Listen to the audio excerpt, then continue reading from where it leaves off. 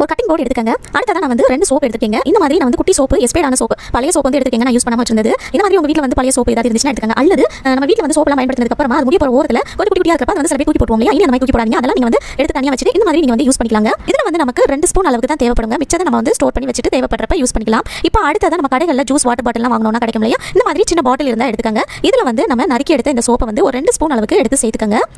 இப்போ அடுத்ததா நான் என்ன எடுத்துக்கேன்னு பாத்தீங்கன்னா பேக்கிங் சோடா இருக்கு இல்லையா? அதாவது சமையலுக்கு பயன்படுத்துற ஆப்ப சோடா. இதுல வந்து 1 ஸ்பூன் அளவுக்கு எடுத்து சேர்த்துக்கலாங்க.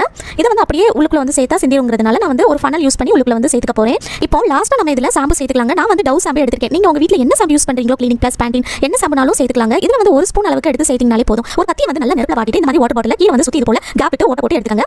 நம்ம வீட்டு பாத்ரூம்ல இருக்கக்கூடிய ஃப்ளஷ் டேங்க் இருக்கு பாருங்க. அதை வந்து ஓபன் பண்ணிக்கங்க. ஓபன் பண்ணிட்டு நம்ம ரெடி பண்ணி எடுத்ததை இந்த மாதிரி ஓரமா உள்ளுக்குள்ள வச்சிருங்க. இந்த மாதிரி உள்ளுக்குள்ள வச்சிட்டு நம்ம வந்து இதை க்ளோஸ் பண்ணிக்கலாம். இது வந்து பாத்தீங்கன்னா 10 நாளைக்கு மேலேயே வருங்க. நீங்க எப்பலாம் பாத்ரூம் யூஸ் பண்றீங்களோ அப்பலாம் நீங்க வந்து இதை ஃப்ளஷ் பண்ணி விடுறப்ப நம்ம வீட்டு டாய்லெட் வந்து ஒவ்வொரு முறையும் இது வந்து நல்லா க்ளீன் பண்ணி விடுங்க. இதனால பாத்தீங்கன்னா நம்ம வீட்டு டாய்லெட் வந்து அடிக்கடி சுத்தம் செய்யணும்னு அவசியமே இல்ல.